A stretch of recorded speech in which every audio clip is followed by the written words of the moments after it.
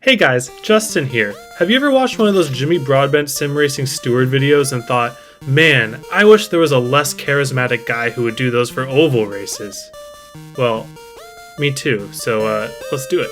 Alright, so the first one here comes from a friend of the channel, Racing with Rob. He'll be in the description here. Looks like they're at Texas in the trucks.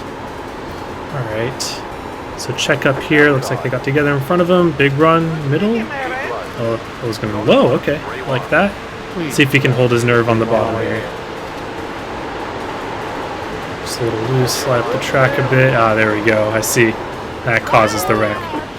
Alright, I think I get what's going on there. First off, I don't have much of an issue with the 3 wide itself for a couple reasons here. So, a lot of people will say how 3 wide is bad on tracks like this, and that's not always the case, especially, let's see, this is a 2-point-something K split. We're lap 33 of 40 right now. So what's going on here is that there's a huge loss of momentum for all of the cars in front of them. And you can do a couple things with this. You can back off and risk losing a bunch of spots and a bunch of time, or you can try to find a hole. There's a pretty big track, you see, there's lots of gaps to fill here. So I think Rob made the right choice in trying to keep up his momentum. At first he spots this middle gap right here, which if it kept open, I would have liked to take 2. But it looks like the gap just starts closing up at the last second. He doesn't have his bumper right here yet, so I think that's a good move. He doesn't make any contact. That's a good move to go 3 wide, low.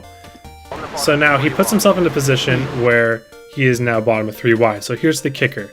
When you willingly go to the bottom to force 3 wide, or when you force 3 wide in general, the onus is on you 100% to hold your line. So in this case, Rob needs to be on the white line the whole way through. And any sort of mistake will make him the catalyst of the wreck. So you can see he's getting squeezed a ton in his rear view mirror. And I think looks like 2nd and 3rd place are both squeezing each other pretty hard. So staying on this white line is really, really important. They're putting a lot of trust in him, and they're probably holding him a little bit too close, but at the same time, late in the race, kind of understandable. I would have given a little bit more room if I was that 3rd car, but it's also hard to gauge when you don't race 3 wide much at a track like Texas. Even though this is in theory pretty easy to go 3 wide because of how the cars work, you see full throttle, should be full throttle most of the way through. You see he gets just a little bit loose and he has to pump the throttle. And now he's sliding up the track, and just that little bit sliding up the track is going to cause the wreck here. So again, it's very nerve-wracking and difficult in a way to hold your car that low to the bottom, even if it's not as difficult as some places. But if you're going to be the one that makes it 3 wide bottom, and you're going to really go into the corner as the leader there, it is your responsibility to hold your line the entire time. And unfortunately, Rob was not able to hold his line the entire time, so I would put most, if not all, the blame on him here. I would say just a little bit more room to the top would be a safer situation all around for them, but I can also see them kind of expecting everyone to run their line in that corner. At lower levels, maybe it's closer to rookies, definitely a lot more room there is needed because it's very hard to expect someone to hold that line. So just really know who you're working around, what their skill level is, and how much room you want to give them for these types of situations. I think that's the best route. So my final verdict is going to be guilty, Rob. You're guilty. All right, we'll move on to the next one.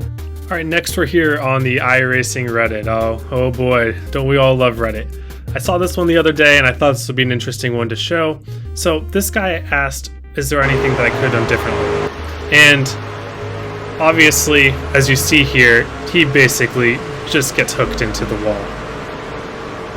But this wasn't one of those whose fault is it posts. It was what could I have done differently posts. And I like those a lot better than the who's at fault posts, because everyone in the comments was saying, oh, it was 100% their fault, protest him, oh, there's nothing you can do, oh, we feel sorry for you, something like that.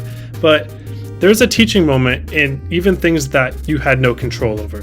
What I want to point out here is that they're at Michigan here, and it's in the trucks as well. And look at when he gets hooked, how he overcorrects back to the bottom. One very big thing about large tracks like Michigan and even super speedways, because you'll get a lot of right hooking at super speedways, if you're going from the bottom to the top, you have a lot of room. So you see that it was his natural instinct, as it should be, to correct really quickly to get his car straight again. but that really quick correction caused him to overcorrect and go into the inside and into the wall. What you can do on larger tracks like this is you can make your correction a little more gradual, kind of fight the urge to just yank the car once you're getting hooked. And if you have a bit more of a gradual correction here, it's less likely that you're going to overcorrect, and more likely that instead of jerking back to the left here, you would end up straight in the same exact position and you live to see another day.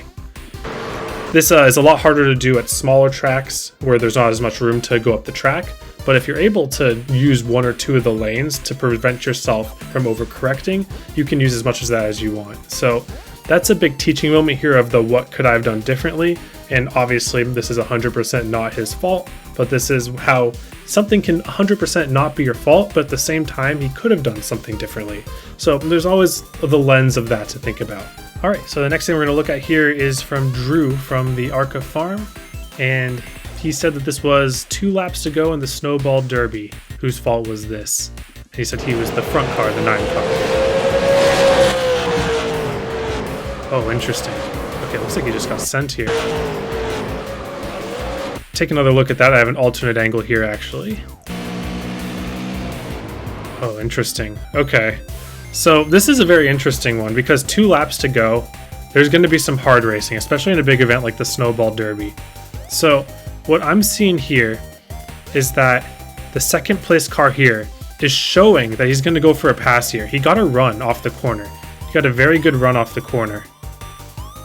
And this is a telltale sign that he's going to go for a pass. The place they make contact is right into the corner here. So this pretty much was a dump and run, in my opinion, because he did not give a lane above really to go for that dive bomb. I think if he would have taken a shallower angle on entry and maybe got into his door, I think that's fine, especially considering the circumstances. But to get into his quarter panel like that, to get into his bumper, I think that's a dump and run. Now at the same time, I think that there is a lot that the Drew, the front car, could have done differently here, is that when you have somebody showing that they're going to go for a dive bomb here or some sort of pass, I don't think it is the correct action in this specific scenario to take your normal wide line, especially with 2 laps to go. I think you gotta do whatever you can to defend this position and not give them the opportunity for this move. So I think that if Drew was able to get off the wall and kind of block this run so that their bumpers were more square going into the corner, so like let's say at this part of the corner, if he was directly in front of him, I think that he wouldn't have been able to do much. I think that bump really wouldn't have done much to him.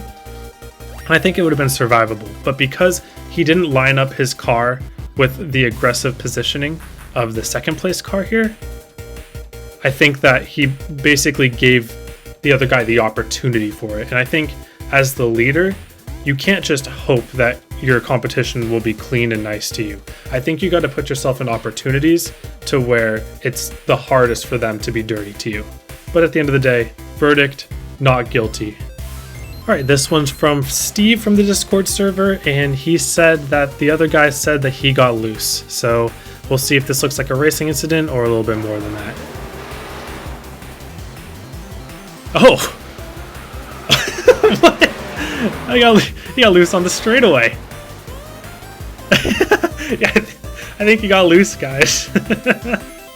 Oh boy, you'll love to see it. Well, that's a quick and easy one. Oh man, that is feels bad for you, Steve. But yeah, it looks like you got a little loose on the straightaway there. Jeez. Well, quick and easy one. We're gonna say that Steve is not guilty, and the other guy is very much guilty. All right, next one we have from Juan from the Discord server. So let's see what he's got. Looks like, oh, we're already 3 wide at Charlotte in the Arca car here. Hey, let's see if it's a Rob situation. Looks like it, right on the white line. Oh, he does slide up a bit. Yeah, that's the same old story. We've seen this one before, right? Almost the exact same crash. That's kind of funny. So let's see what happened one more time. Yeah, he just gets a little bit loose and slides up the track, but at the same time, In the ARCA cars at Legacy Charlotte, this isn't like Texas at the trucks. Texas at the trucks are going to be a lot more stable than the ARCA cars at Legacy Charlotte are, especially on lap 31 of Legacy Charlotte. So in this case, I actually think that this middle car is not giving enough room. And this might be a bit contradictory to what I said about the Texas wreck, but this is showing that it's not basically cut and dry what the rules are for oval tracks. It really has a lot to do with how the cars handle at the specific track, what the racing line is at the specific track. I think in this case, Juan could have done a better job sticking to the bottom, but I think that it's less expected that he sticks to the bottom because of how Legacy Charlotte handles. It handles a lot freer, a lot harder to keep control of the car, and I think that the second place car here, and the third place too by extension, just did not leave enough room for the bottom car to be able to hold on. I think they're just expecting a little bit too much from the bottom car. And again, it's different from Texas in my opinion. Legacy Charlotte 1 and 2 long run, it's also very viable for the top car to stay a lot higher than they are. I think that this might be on everybody equal. I think this is an equal racing incident because the bottom car surely could have kept to the Y line. It would have been very, very difficult, but it would have been possible. I think that the second place car could have kept it a little bit more middle. I think that they started coming down the track a little too early and really started pinching off the bottom car, just giving them no room to breathe. And I think that the top car, that they could have ran closer to the wall because it's viable, Legacy Charlotte and the ARCA car. So that's another thing to consider is what's viable when you're going 3 wide. I think that if the top is pretty darn viable and you're running a lane and a half off the wall mid-corner, I think that you're kind of expecting everything to kind of get a little too close to each other. So even though it's almost a mirror image of the wreck that we saw with Rob, I actually see the blame to fall in a different direction because of the characteristics of the car. So I think that's an interesting note too. But let me know if you agree with that or you disagree in the comments. I'm very open to what you guys think about everything here. Thanks for watching, guys. Leave a like on this video if you enjoyed it and it'll let me know to do more of these. And also if you have any whose fault is these videos, you can send them in my Discord server and you may appear on a future video. All right, awesome. I hope you all have a wonderful day, and I hope to see you all on the track.